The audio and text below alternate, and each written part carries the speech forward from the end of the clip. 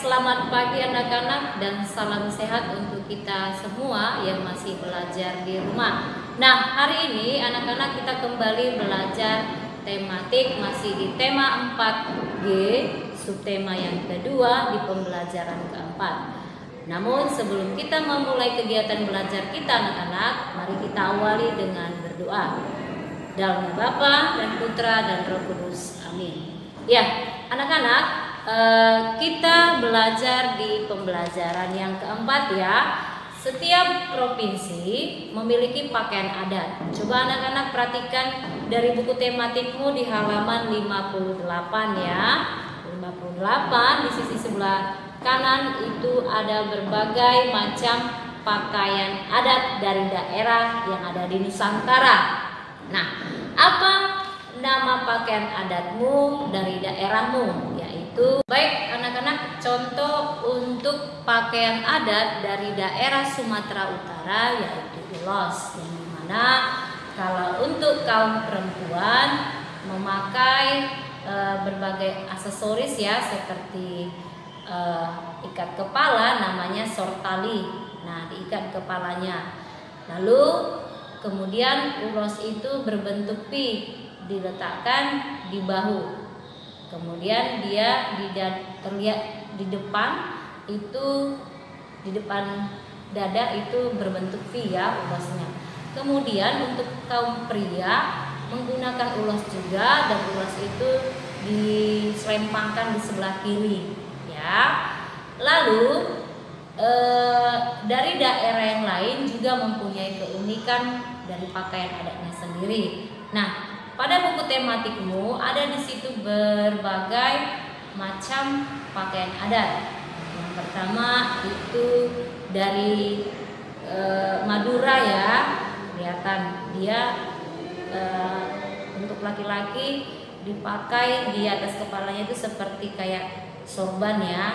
Kemudian dari Bali itu dibuat aksesoris bunga cempaka atau bunga kamboja ya, dan di sisi belakang dibuat kris. Nah, kemudian untuk Kalimantan pun begitu.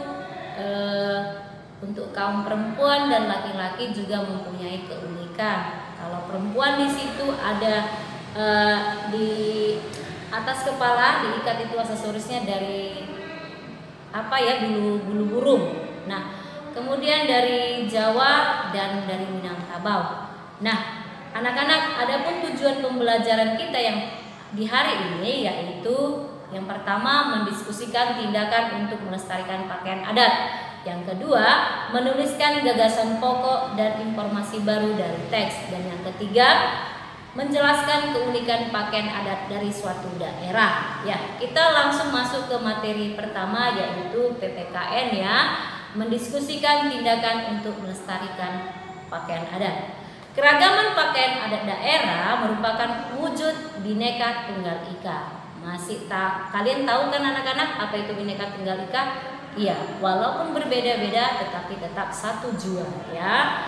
Oleh karena itu keragaman pakaian daerah wajib dilestarikan agar dapat mencerminkan rasa persatuan dan kesatuan. Nah, bagaimana tindakan kita untuk melestarikan pakaian daerah kita?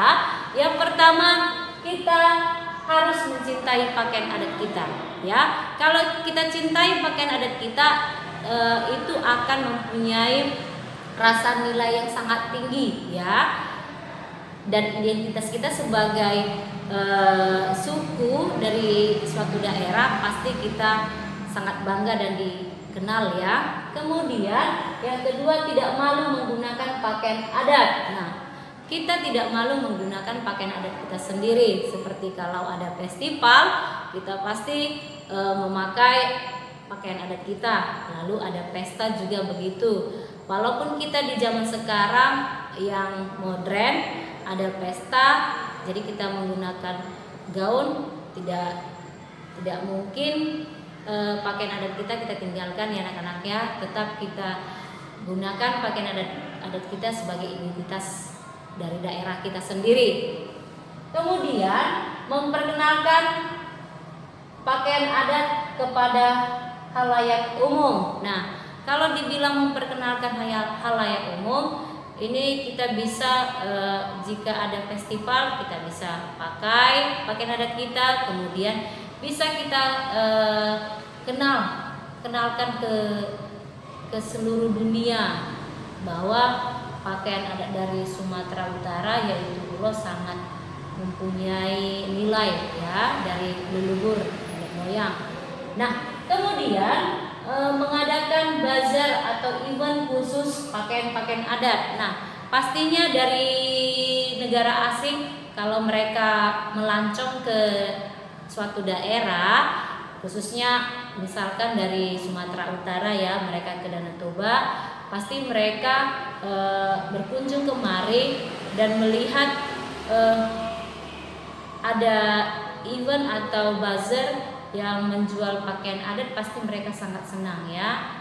Dan itulah salah satu kita untuk melestarikan pakaian adat kita. Nah, anak-anak, kita masuk ke materi bahasa Indonesia ya.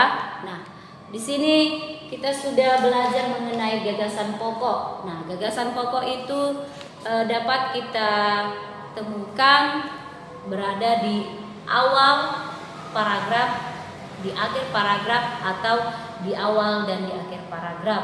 Dan di situ kalau kita menemukan dalam paragraf, di awal paragraf kita harus menemukan kalimat utama. Nah, kalimat utama itu di situ kalimat yang lengkap ya. Maksudnya di sini kalimat lengkap mempunyai subjek, predikat, objek dan keterangan ya.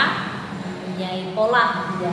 Nah, gagasan pokok pada buku tematikmu halaman 59, di situ ada bacaan pawai pakaian adat wujud cinta budaya. Nah, dari gagasan pokok yang paragraf pertama bisa kita lihat yaitu kalau pakaian gagasan pokok itu dia menjelaskan yang umum dari keseluruhan ya, dari keseluruhan paragraf. Nah, kita bisa ambil yang paragraf pertama di awal paragraf. Ratusan siswa SMA Negeri 1 Kalianda menggelar pakaian pawai budaya dalam rangka memperingati Hari Pendidikan Nasional atau Hari Hardiknas ya tahun 2016. Nah, itulah yang menjadi gagasan pokok.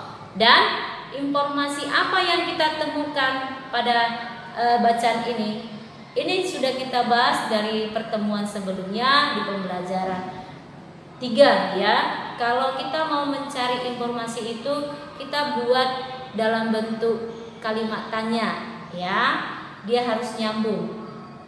Jika kita sudah bisa membuat kalimat tanya yang berkaitan dengan bacaan, maka kita sudah menemukan informasi dalam bacaan tersebut. Nah, untuk paragraf pertama ya, untuk kita mencari informasi kalimat tanya apa yang kita gunakan? Iya, yaitu kalimat tanya.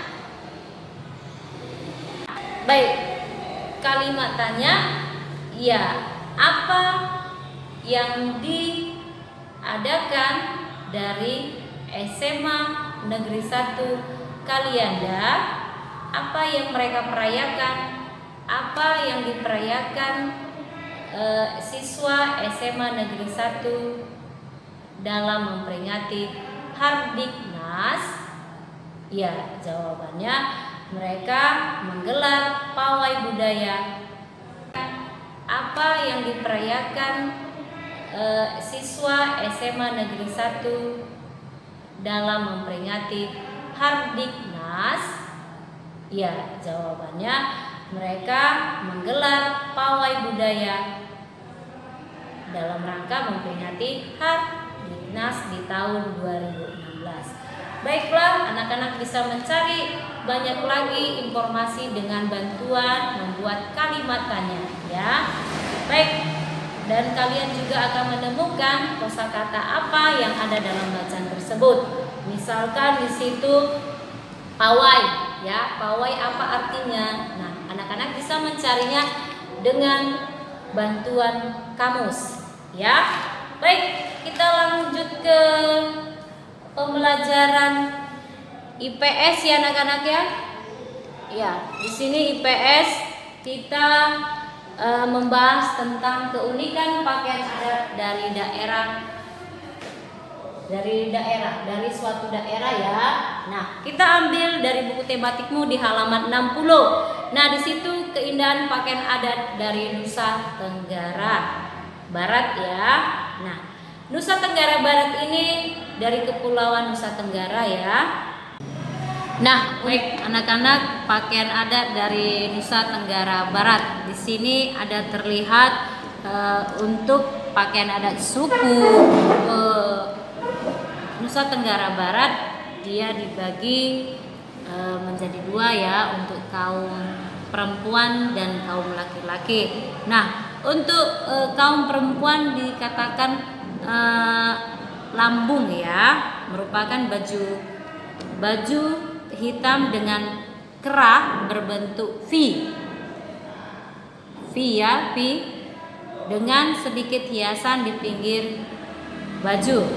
Nah, pakaian adat tersebut dihiasi dengan selendang dari jenis kain songket kasasa. Bawahan baju merupakan pakaian panjang sampai ke lutut ya anak-anak ya, atau mata kaki pun dengan bordiran di tepi kainnya. Nah, pakaian adat untuk kaum pria dari suku Sasak, yaitu mereka menggunakan ikat kepala yang disebut capuk. Nah, atau sapuk yang bentuknya tidak jauh berbeda dengan ikat kepala dari Bali ya. Masih lihat anak-anak dari buku tematikmu di halaman 58. Nah, bentuknya seperti ini ya. Ya. Kemudian sapuk untuk penggunaan sehari-hari berasal dari kain tenun, sedangkan untuk upacara adat sapuk terbuat dari bahan songket benang emas. Maka di sini nilainya sangat berharga dan tinggi ya. Jenis ikat sapuk yang dipakai bermakna lam jalala, yang maknanya harapan agar pemakai selalu mengingat Tuhan yang Maha Esa. Nah, pria Sasak menggunakan pengon ya. Pengon itu sebagai baju. Pengon adalah variasi dari jas. Pengon terbuat dari kain biasa berwarna gelap yang biasa digunakan untuk upacara-upacara adat dan digunakan para bangsawan suku Sasak. Untuk masyarakat biasa. Nah, untuk masyarakat biasa ini mereka menggunakan kemeja dengan berlengan panjang ya.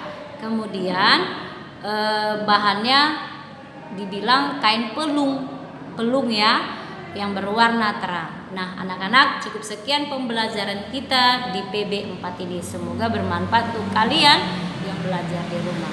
Kita tutup pembelajaran ini dengan doa. Dalam nama Bapa dan Putra dan Roh Kudus. Amin. Terima kasih. Tuhan memberkati.